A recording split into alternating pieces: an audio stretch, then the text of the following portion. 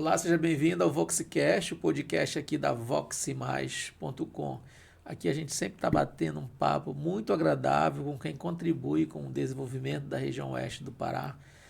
A gente fala sobre empreendedorismo, vida e saúde, pessoas de sucesso e muito mais. Falando em vida e saúde, hoje a gente tem aqui uma convidada especial para trazer um conhecimento muito abrangente dentro da área de psicologia. Doutora Ana, seja bem-vinda. Obrigada. Então, essa questão da saúde, né? Saúde mental, saúde de uma forma geral, é sempre importante que a gente tenha a relevância do que é a saúde mental. A saúde mental, quando se diz assim, o que é a saúde? O bem-estar físico, mental, né? Então, a gente tem que ter aqui a união do que a gente considera o que é saúde. Mas, em especial, a saúde mental é você ter esse equilíbrio, porque se você tem o equilíbrio, eu sempre costumo dizer para os meus pacientes que a gente está em equilíbrio num tripé de organização, que é o nosso biológico, então a gente tem que entender como é que funciona, estar de acordo com seus índices equilibrados, nossa saúde mental, que é a nossa psique, a nossa consciência. E quem tem esse terceiro tripé é nosso espiritual. Se a gente saber que a gente tem que ter essa organização, é o que faz a gente ter de fato uma saúde. O quarto elemento que bagunça esse tripé é um descontrole financeiro. Então a gente diz que a gente não consegue estar bem se a gente estiver em condições que não dá. Então, estar em equilíbrio, a pessoa se programa melhor para fazer seus projetos, para não entrar em nenhum endividamento que ela não consiga administrar, porque isso desestabiliza. Então, a saúde mental, ela pressupõe um conjunto de situações que nos levam a dizer assim, olha, se eu sou equilibrado com isso, eu consigo ter uma saúde mental. Se eu tenho fé em Deus, Deus é um gancho poderosíssimo, né? Se alguém diz para mim assim, eu confio em Deus, eu digo, então pronto, a gente já tem um grande elemento para tratar você no que você precisa, porque se tem fé, hoje a ciência se curva para o poder da fé, de quem tem fé.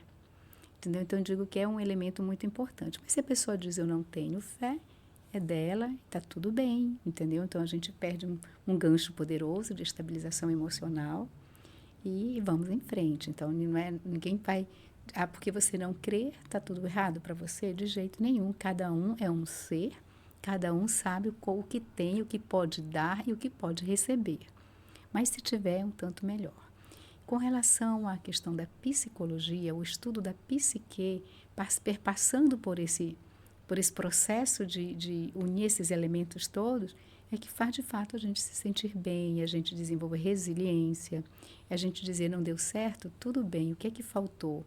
Eu costumo dizer para os meus pacientes, inclusive vários médicos que eu atendo em psicoterapia, eu digo para eles isso, eu digo, olha, se algo deu errado e se você diz para mim que você tem fé, vamos olhar pelo lado de que essa foi um livramento, essa barreira foi uma bênção. Quem sabe essa porta se fechou para abrir uma muito maior? Então, isso é tirar o lado bom, que nada é tão ruim que não possa ter alguma coisa de bom.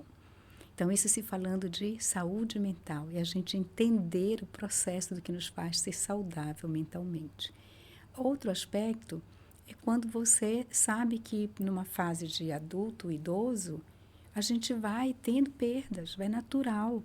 Se a gente sabe que é assim, que vai ser assim, a gente recebe isso de outro jeito, passa a ter um peso diferente. Nós da neuropsicologia, então, eu sou neuropsicóloga já há alguns anos e desde o começo eu sempre me foquei muito. Todo mundo diz assim, eu lembro que na minha turma, que eu fiz no HC, na USP, lá em São Paulo, eles diziam assim, mas por que você já quer estudar o autismo? E eu dizia, não sei por que eu quero estudar o autismo. Acontece que as crianças que eu estou avaliando, dentro do universo que eu estava já fazendo as minhas avaliações, já tinha várias crianças com possibilidade do autismo. Então, aquilo me chamou a atenção. E isso foi me direcionando, fui estudando mais e fui vendo. E foi vendo que assim não tinha um fator de risco determinante. Se a gente dissesse, é maternidade tardia, entrou paternidade tardia, e são combinações de elementos que podem dar, não existiu uma explicação. E até hoje não existe. Hoje a gente fala na transferência hereditária, a gente fala no processo do parto com algum tipo de desconforto respiratório.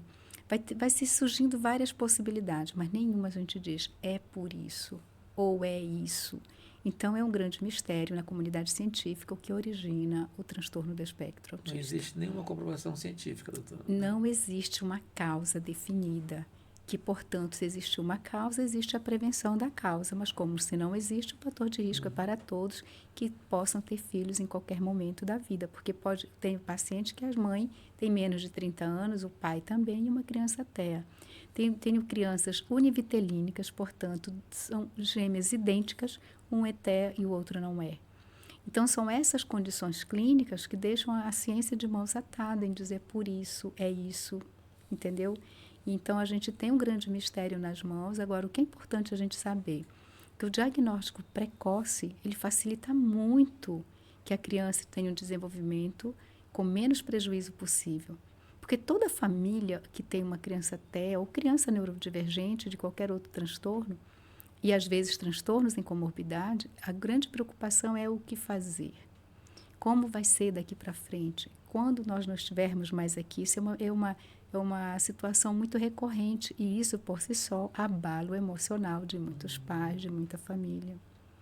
Então, é saber, assim, tem pais que chegam para mim e dizem assim, poxa, doutora, eu fico pensando, se eu como mãe, nós como pais, a gente se fadiga, a gente se desgasta, tem horas que a gente quer desistir.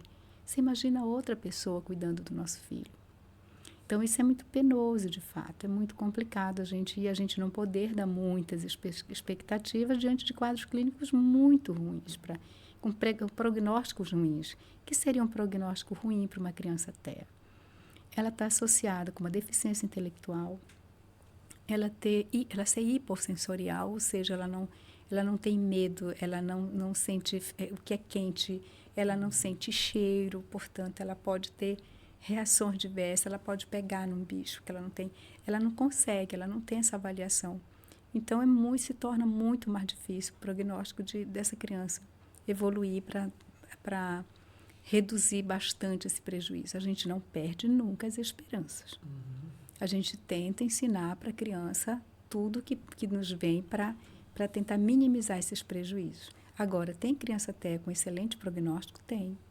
Ainda que ela tenha uma comorbidade, mas se ela tiver um nível bom de inteligência, a gente tem um poderoso gancho para desenvolver, porque ela entende, entendeu? Ela faz pensamentos críticos, então dá para fazer muita coisa. Quando eu pensei em criar minha clínica aqui em Santarém, em parte, como eu lhe falei, eu morei, vai fazer exatamente 35 anos que eu estou longe daqui, entendeu? Você mas é santarena? Isso. Na verdade, eu sou natural de Monte Alegre, mas toda a minha estrutura de construção para mim é Santarém, porque como é uma terra que eu de fato escolhi e é onde toda a minha família, tanto que eu perdi vínculo com o lugar que eu nasci, porque eu de fato me sinto totalmente santarena, porque aqui eu formei todos os meus laços, entendeu? Eu realmente me considero e perdi muito o contato. Então, para mim, Santarém é a cidade que me adotou e que eu adotei também. Então, eu sempre pensei, se um dia eu voltar, eu quero construir alguma coisa que eu possa contribuir com a minha sociedade, com a minha comunidade. E eu sempre tive essa coisa. Em Belém mesmo, eu gosto de trabalhar com alguns projetos, entendeu? Se alguma colega me pede um auxílio fazer uma avaliação para alguém que eu possa ajudar, que são pessoas que têm muito pouco, eu sempre faço uma cota para isso, entendeu? E, obviamente, que para a gente manter um projeto é preciso que se invista bastante, né? Tanto na condição de investimento pessoal para aprender, porque para a gente ir para os congressos, para estudar, para comprar material atualizado, para estar de fato ligado com tudo isso, é um investimento alto que a gente pode fazer. Que precisa ser feito, na verdade. Então, esse meu desejo de voltar para cá foi em função disso. Eu queria estar mais perto da minha família. Considero que um divisor de águas para essa decisão foi esse processo de pandemia, que eu acho que ressignificou muita coisa. Eu pensei muito sobre isso. Atendi pessoas em desespero, assim, por perdas de muitos familiares. Então, foi difícil. Eu dizia, não, eu quero estar mais perto da minha família e vou pensar num projeto para lá. E assim eu fui voltar para cá, isso já era uma coisa que eu sempre falei. Então, meu marido é paulista, mas ele falava assim, você quer mesmo voltar para lá? Eu digo, eu sempre pensei em voltar. Então, essa coisa de como fazer, como estar aqui, como dar continuidade aqui, isso foi uma coisa que eu pensei ontem, foi uma coisa que eu amadureci essa ideia. Doutora Ana, e hoje, com a ciência, esse diagnóstico ele avançou bastante. O que é possível fazer hoje em relação ao TDAH? TDAH, olha, primeiro passo para qualquer transtorno é a gente conhecer os sintomas, entendeu? É a gente identificar corretamente o nível de comprometimento. Por que os médicos pedem muita avaliação? Porque eles até identificam na análise clínica deles, no contato, numa consulta. Mas muitas vezes eles não sabem se esse comprometimento, quando é grave, que ele vê que uma criança que não para, que não dá atenção, que não dá sossego para os pais ali naquela consulta, que pega um brinquedo, solta, corre, ele percebe, ele já está claro que isso a gente chama sintomas evidentes. Tocando Então, de forma bem explícita. tá. Isso aí, Então, ele já sabe que ali está com entendi. um comprometimento grave, porque a criança não tem nenhum tipo de sossego, digamos assim. Muitas vezes é evidente para o médico ele olhar e dizer, aqui está claro para mim, e é disso, ele já começa a entrar com medicação, sugere as terapias e tudo mais. Mas tem situações que o médico fica inseguro, porque se ele vai entrar, e muitas vezes, para ele colocar uma medicação, os pais também ficam, entendeu? E ele pode ver assim, será que é só isso? E eles não têm os instrumentos que nós temos, as escalas que a gente trabalha, com os testes que nós trabalhamos na neuropsicologia, que possa, de fato, identificar corretamente o número de sintomas, se está dentro de qual classificação de prejuízo, se é leve ou moderado, se é grave, e se tem comorbidade com outras. Às vezes, a criança, por uma questão emocional, ela se altera completamente. Então, numa família onde os pais têm uma relação difícil, ou estão passando por um processo de separação, ou, enfim, está num desajuste familiar, a criança ela se altera. Ela desenvolve ansiedade, ela desenvolve depressão. E tudo isso, às vezes, o médico não coleta tudo isso numa entrevista que ele faça, numa consulta que ele faça. Então, eles recorrem, por exemplo, se você me perguntar quem são os médicos que encaminham bastante. Então, são pediatras, neuropediatras, são psiquiatra infantil, são nutrólogos, porque às vezes eles querem entender por que está por trás de uma obesidade infantil. Se é um nível de ansiedade, se é um nível de depressão, porque na criança tudo pode acontecer de forma que ela não sabe externalizar, ela não sabe dizer o que ela sente. Então, ela busca recursos para ela diminuir a angústia dela. Tem muitas pais que dizem assim, doutora, por que meu filho se cortou? Por que ele está fazendo isso? Por que ele está todo machucado? Aí, falei assim, alguma vez você perguntou para o seu filho o que aconteceu? Por que você se machucou? Ele pode não... Se você falar com jeito... Porque, às vezes, os pais se assustam. Como é que eles falam isso para a gente num processo terapêutico? Obviamente que a gente tem um preparo técnico, um manejo para abordar a criança, para tudo mais. Mas é importante que a gente saiba que é uma avaliação neuropsicológica bem feita, entendeu? Com a gente conseguindo avaliar corretamente os resultados, a gente possa realmente instrumentalizar melhor a conduta médica. A gente não pode confundir, eu sempre digo, às vezes colegas meus psiquiatras, então liga para mim, Ana Maria, olha esse laudo para mim, vê o que você achou. Eu digo, eu não gosto, isso não me é agradável, olhar um trabalho de um outro colega, eu digo, não, liga para essa pessoa, veja o que foi que ela viu de fato, porque eu não tenho como fazer isso, entendeu?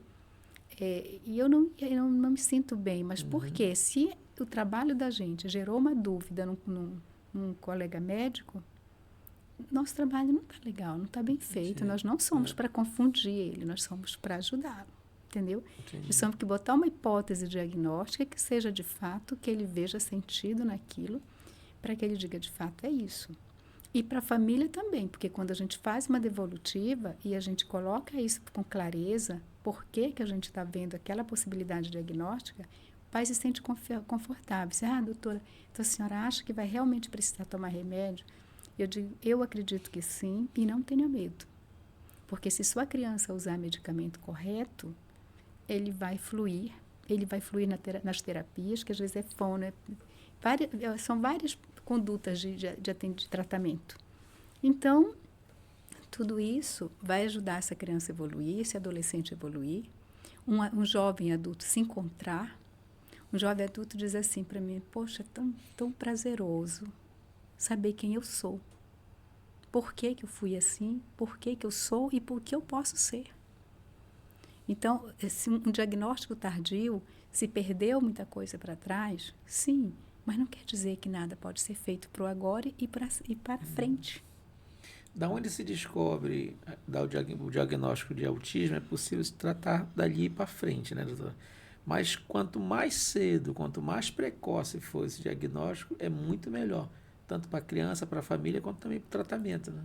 Sim.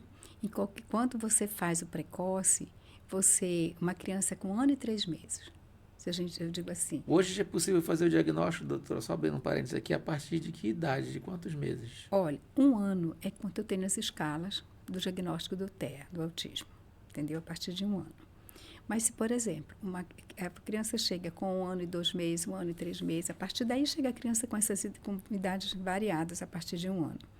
Aí tem pais que dizem, geralmente os pequenininhos, eu peço para os pais ficarem junto, entendeu? Eles sentam e eu preparo o meu ambiente, como eu vou fazer aquela avaliação, porque é avaliação com bebê, são todos instrumentos com brinquedos, entendeu?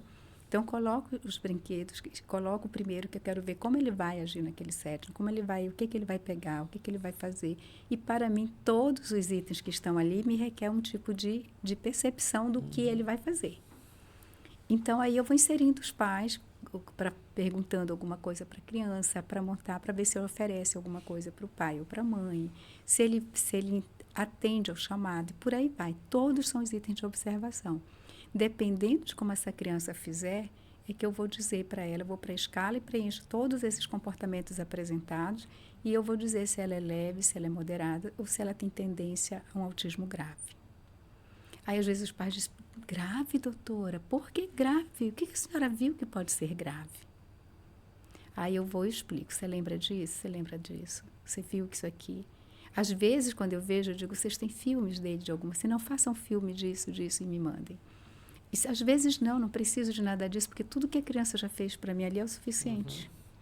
Então, isso com bebês. Aí tá, identificou, diagnosticou, os pais entenderam por que é leve, por que é grave, por que é moderado. E aí vai para os tratamentos, para as terapias especializadas para trabalhar uma criança TEA. Aí vai para fono, porque se a criança tem 1 ano e 3 meses, mas ela tem um verbal que é de uma criança de 9 meses, então a fono vai saber que ela vai trabalhar com uma criança de 9 meses. Porque se ela for na idade cronológica da criança, a criança não vai alcançar o que ela está pretendendo fazer. Então, por isso que as fonos também pedem muito avaliação. Todas as colegas que eu estou mencionando, elas entendem a importância da avaliação e elas sabem que elas tendo esses instrumentos certinhos para elas saberem como elas vão desenvolver melhor a criança.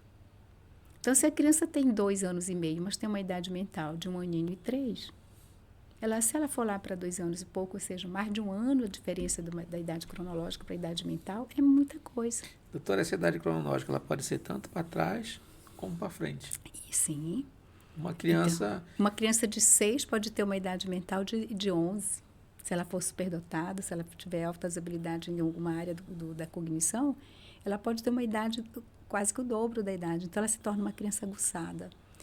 Ela pode ser igualmente desinteressada para estudar de quem não entende nada, porque ela não se apetece por nada e aí ela vai regredindo, entendeu? Eu sempre falo assim, quando eu dou um diagnóstico de um adolescente ou uma criança superdotada, uma criança eu aviso para os pais e também a escola tem que entender como ela deve funcionar com uma criança superdotada e a família, todo mundo tem que saber como é que é uma criança e ela própria.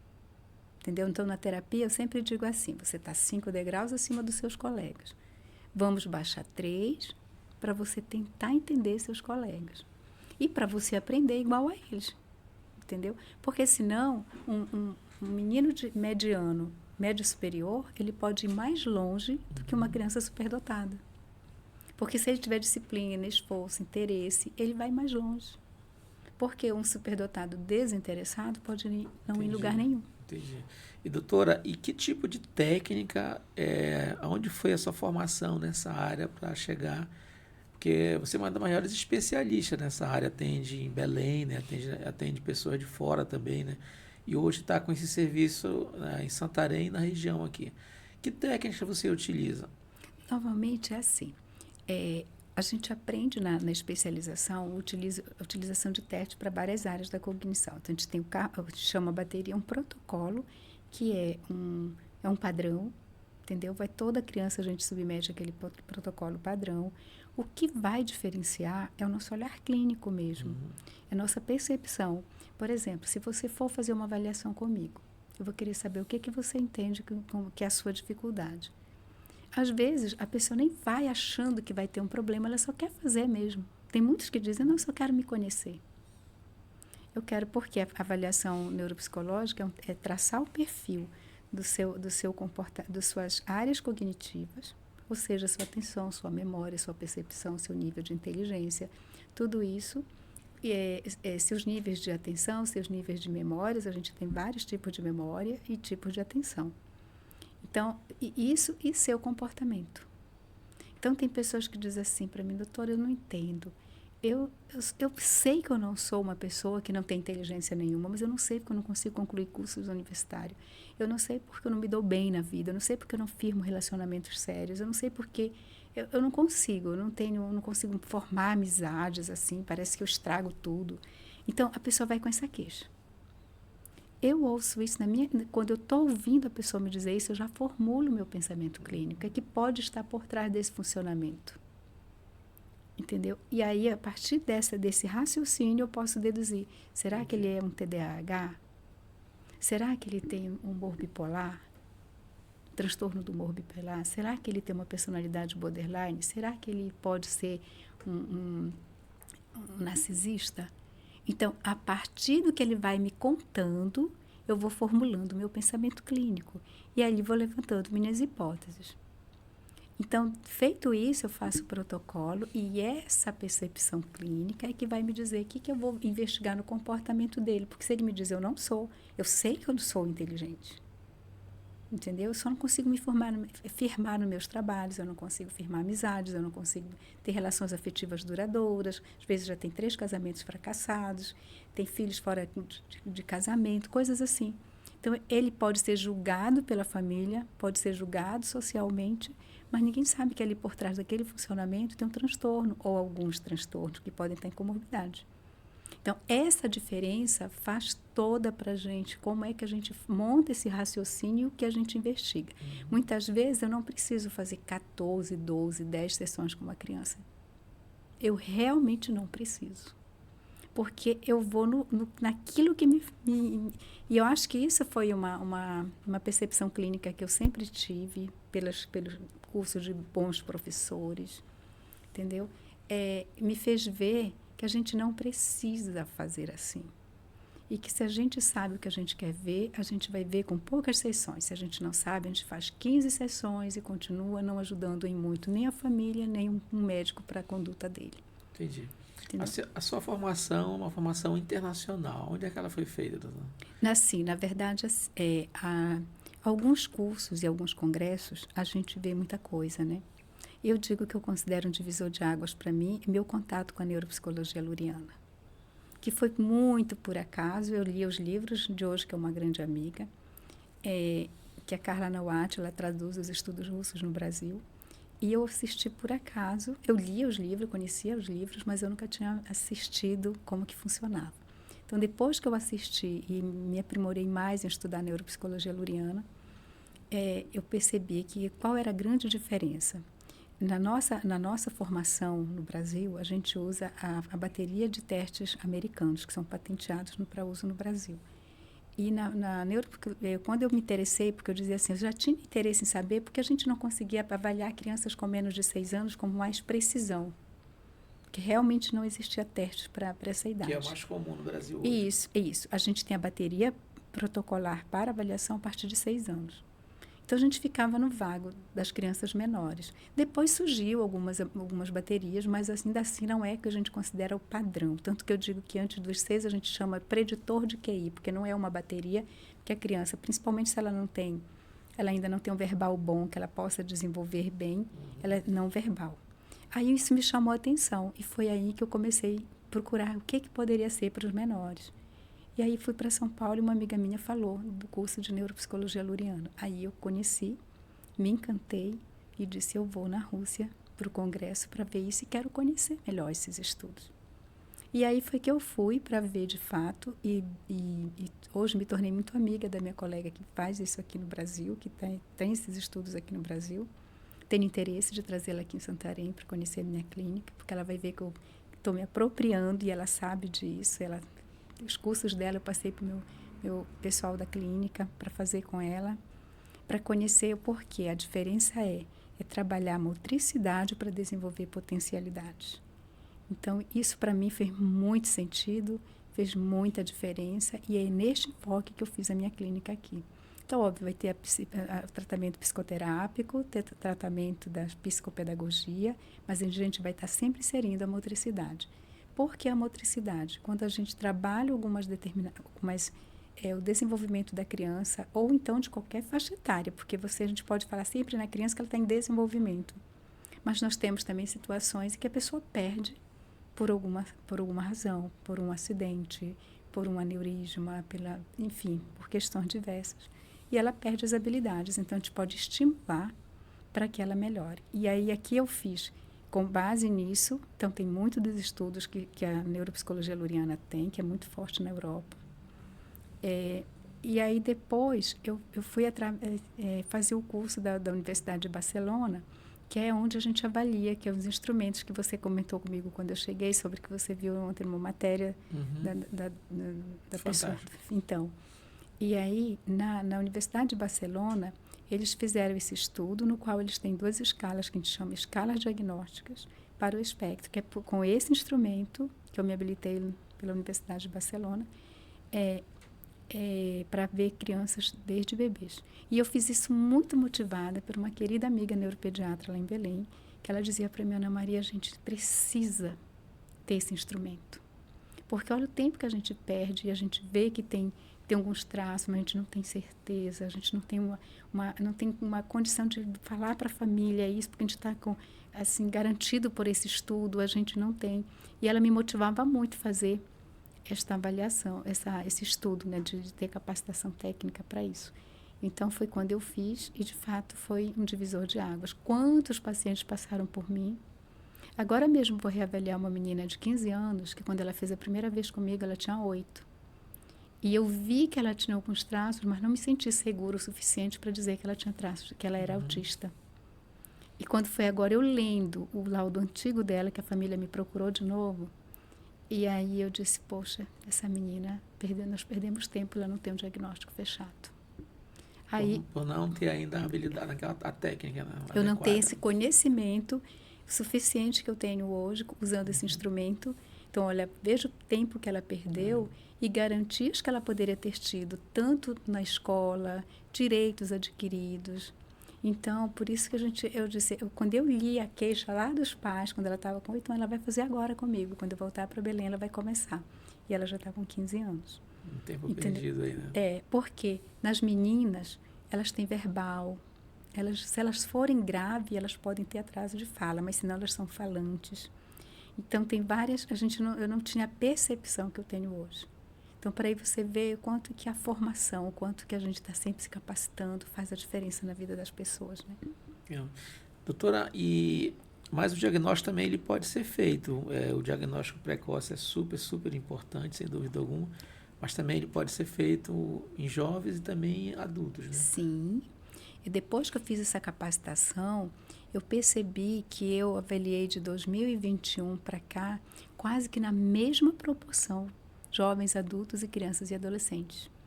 Se dividir em 3 cenários, basicamente igual, né? Sim. Por quê?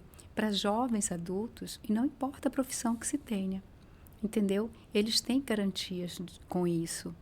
Para concurso público, eles entram com uma cota. Para a sua atuação da sua atividade profissional, entendeu? Então, por exemplo, se um auditor da Receita se descobre agora, com a idade que tiver, mais de 30, 40, com traços do TEA, ele pode ter o direito dele, ele pode trabalhar sozinho numa sala e não mais com vários colegas, porque atrapalha o rendimento dele. Ele pode trabalhar em casa. Se ele tem um filho TEA, ele pode ter horas reduzidas para ir acompanhar esse filho numa terapia, entendeu? Ele pode ter vários outros benefícios que eles desconhecem, que se ele tem o diagnóstico correto. Agora, tem gente que se frustra? Tem, porque às vezes ele vê que outras pessoas conseguiram, mas ele não é TEA, e às vezes ele vai com a intenção, muitas vezes, de saber se ele é TEA. E aí, quando ele fica frustrado, quando eu disse, mas você não fechou o critério para TEA. Você tem ansiedade social, você tem uma ansiedade generalizada, mas isso não é TEA. Entendeu? Entendi. Aí, então, dá para a gente perceber isso quando, de fato, muitas pessoas até buscam fazer as escalas diagnósticas com a ideia de ter, mas às vezes eu digo, não, o nosso papel aqui não é fazer que você tenha algo só para lhe garantir um direito, é você, primeiro, ponto de partida é a gente ser honesto. Entendeu? Doutora, e uma questão, mas assim, o mais para a gente resumir aqui um pouco mais, o importante é a gente saber que existe uma instrumentação, existe uma técnica, né, e profissional hoje para fazer esse diagnóstico, né, precoce. A gente precisa, eu acho que a importância disso para a sociedade é muito grande. Porque a gente percebe que na região, né, Santarém, não tem assim esse tipo de trabalho, não tinha, né? Agora você tem uma clínica para fazer isso. Como é que a clínica está funcionando? Olha, eu não trabalho, muita gente liga na clínica, pelo que eu estou sabendo, e sempre buscam convênios, né? Se atende convênios, tem isso. Eu nunca trabalhei com convênios, porque para não ter nenhum engessamento da forma que eu considero que deve ser feito o trabalho. Agora, tem pessoas que eles buscam e têm convênios e eles conseguem ter atende parte financiado pelo convênio, tanto na psicoterapia quanto nas avaliações, entendeu? Então, hoje a clínica funciona só na modalidade particular, entendeu? Então, com múltiplos atendimentos, então, porque, como eu disse para uma família hoje, uma mãe hoje de manhã que eu entreguei o laudo para ela, eu disse para ela assim, olha, o que eu estou preparada para já trabalhar com seu filho aqui na clínica? Então, na psicopedagogia, na psicologia, na estimulação neuromagnética. Por que eu coloquei estimulação neuromagnética? Porque eu vi o benefício que isso traz, com alguns colegas lá em Belém que fazem, um neurologista também, que eu gosto muito do trabalho dele, ele faz na clínica dele. E, de fato, eu percebi tanto para redução de ansiedade, para depressão, para estimulação de pessoas que sofreram AVC. E hoje eu tenho atendido muitos homens na faixa etária de 45 a 55, muito vitimizados pelo AVC.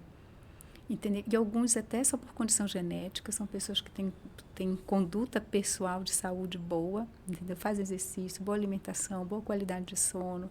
Então, vários outros elementos que são importantes para a saúde, mas tem uma condição clínica que ele desconhecia ou não dava relevância para isso, que era uma condição de ter genética mesmo, tinha uma. Então, hoje, eu montei a clínica preparando para trabalhar com todas as faixas etárias, de bebês a idosos. Entendeu? Tanto com a mesma, obviamente, que uma pessoa adulta, uma pessoa idosa já não vai ter a questão da psicopedagoga, obviamente que não. Mas ele vai para estimulação neuromagnética, vai para fazer atendimento de pilates. Por que eu coloco essa área dentro da clínica? Porque eu sei da importância disso. A massagem relaxante, massagens para estética, entendeu? Então, tudo, se você estar de bem com você, é um conjunto de. Se eu digo assim, olha, você faz massagem facial para o rejuvenescimento facial, entendeu? Eu digo, você está cuidando da sua saúde, porque todo mundo quer se sentir bem, não é? Então, a clínica está com todas essas, tem massagem, tem pilates, tem estimulação com o pessoal da física, com educadores físicos e fisioterapeutas.